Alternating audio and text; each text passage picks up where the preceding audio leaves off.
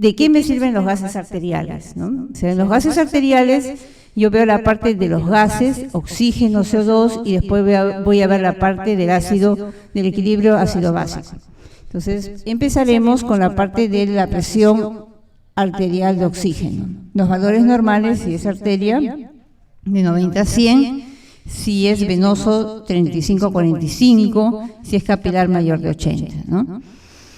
Si es que yo tengo un paciente muy pequeño, un recién nacido, y más si este es prematuro, mientras más prematuro sea, el oxígeno es un medicamento, entonces tiene sus efectos buenos y sus efectos dañinos. Entonces me puede producir daño desde mi pulmón, produciéndome problemas inflamatorios y después más riesgo de displasia, hasta problemas de retinopatía del prematuro, llevándolos a la ceguera, ¿no? Entonces, lo que nosotros vamos a hacer siempre cuando tenemos un paciente muy prematuro es tratar de que estos valores sean los menos posibles, ¿no? Entonces, con valores de 45 en la presión arterial de oxígeno es un valor adecuado para un prematuro extremo, ¿no? Para mencionarles algo.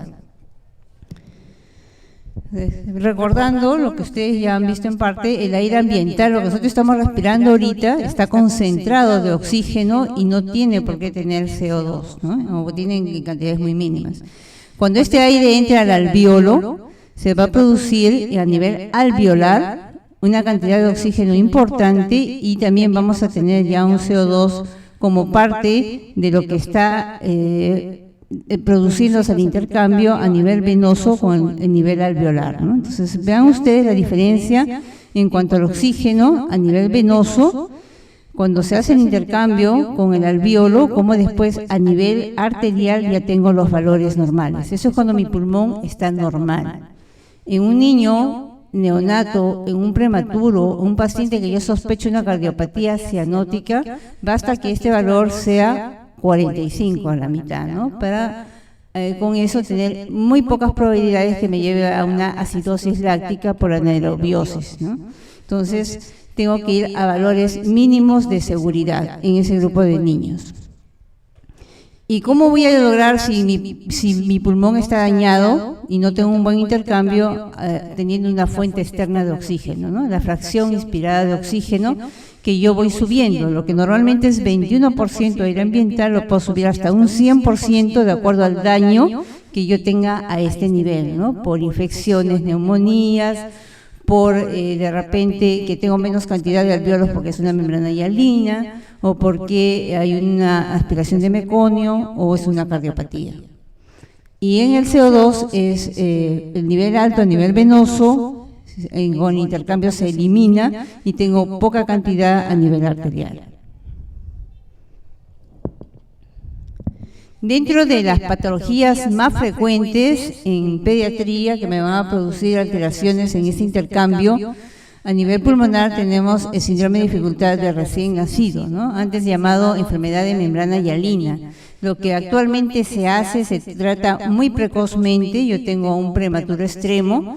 En cualquier parte del país, con el tiempo, vamos a tener posibilidad de usar surfactante, ¿no? Acá en los hospitales grandes, ya creo que en la mayor parte de los hospitales del país ya se cuenta con surfactante a nivel de MINSA y también a nivel del seguro. Entonces se coloca el surfactante, que es aquella película de lípidos que evita que mis alveolos se colapsen. Por mi inmadurez no produzco eso, no hay neumocitos tipo 2, se colapsan y ya eso queda colapsado, ya no tengo pulmón para que pueda respirar, ¿no? En forma grosera. Entonces, en pocas horas eso va colapsándose los alveolos y me voy quedando cada vez con menos pulmón.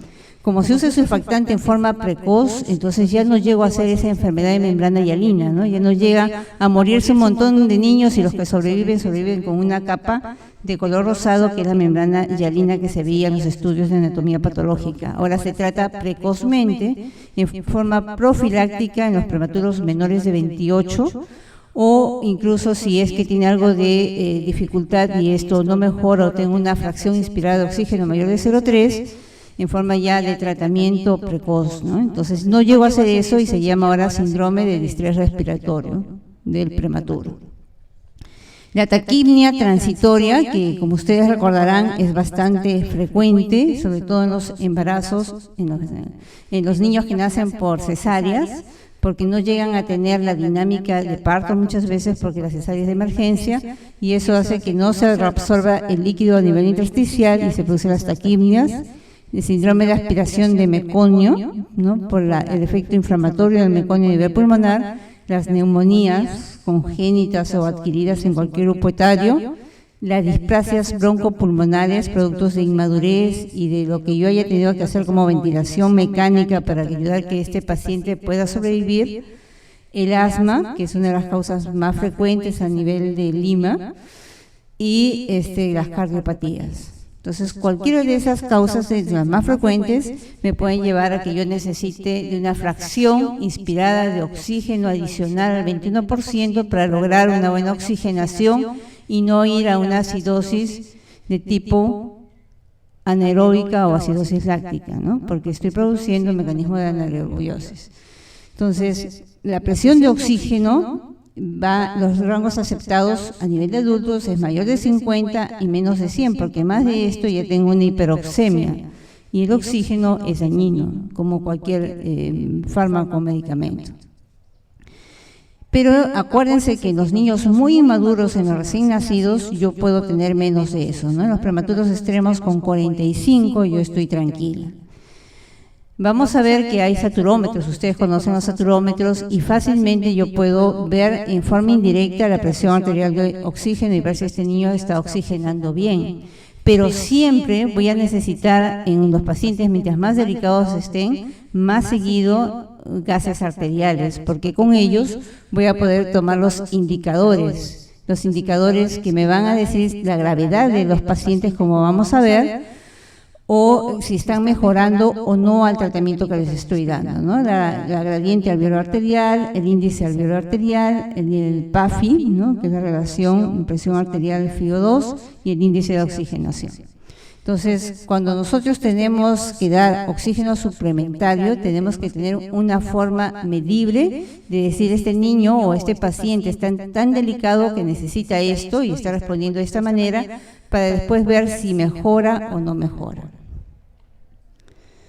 Entonces, la importancia de la relación del FiO2 que yo estoy dando y el oxígeno que estoy logrando obtener a nivel arterial, esta relación que se llama PAFI, la importancia es que yo lo puedo aplicar con cualquier tipo de fuente de oxígeno que esté dando, ¿no? Ustedes saben que existen simplemente unos dispositivos que son unas mangueritas que me acercan el oxígeno al paciente y con eso no sé cuánto estoy concentrando, ¿no? Entonces tengo que poner lo que llamamos un casco, un oxyhood a nivel de pediatría y con eso yo tengo una determinada concentración en ese casco que lo puedo medir con un medidor de oximetría externa y saber cuánto le estoy dando, ¿no? Entonces, el saber, el tener este indicador, sé que tengo mi FiO que le estoy dando y en los gases obtengo la presión arterial de oxígeno.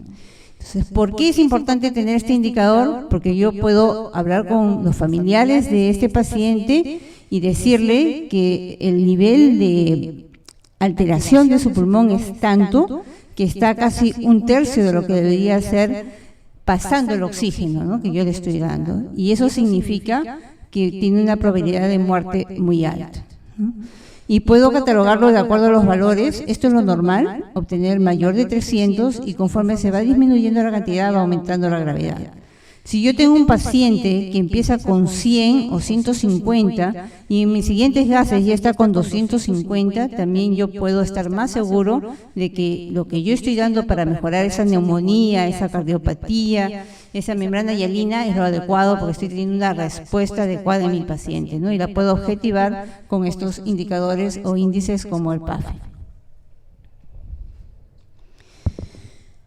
Otro bastante usado es la gradiente alveolar arterial, ¿no? En ella yo lo que comparo es la cantidad de oxígeno que tengo en mi alveolo en relación a lo que tengo en la sangre, ¿no? Y para esta relación o gradiente alveolar arterial tengo que obtener lo que yo tengo en mi alveolo, que va a ser diferente si yo estoy en Lima a si estoy en el Cusco, si estoy en Cerro de Pasco, ¿no?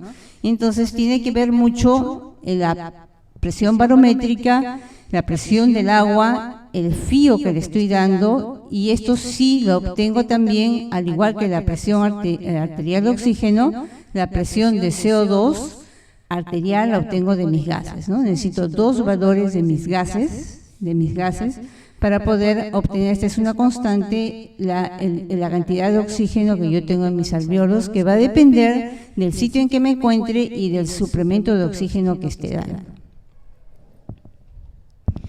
Entonces, aplicando esta fórmula, ustedes tienen que la gradiente alveolo arterial a nivel de Lima, la presión barométrica es 760, la presión del agua es 47, lo que estamos respirando nosotros en este momento es un 21%, o sea, 0.21 en proporción. El valor que nosotros, hipotético que tendremos ahorita, porque todos supuestamente estamos sanos desde el punto de vista pulmonar, debe ser 90, mi CO2 también como adulto normal debe estar en 40, y este es mi constante, ¿no? Si yo aplico esta fórmula, voy a tener que al final mi gradiente alveolo arterial va a ser 9.73, ¿no? O sea, lo normal se considera entre 5 a 10 y se da un margen hasta 20. Si yo tengo ya una gradiente alveolo arterial de 20 a 200, tengo una enfermedad pulmonar moderada. Si tengo de 200, más de 200 hasta 400, enfermedad pulmonar severa.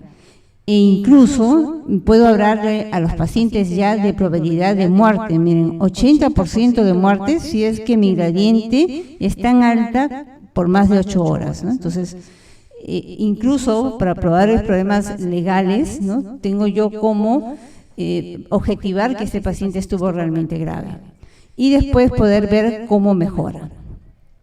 También se utiliza muchas veces en algunos centros para decidir entrar a ventilación mecánica, aparte de la clínica.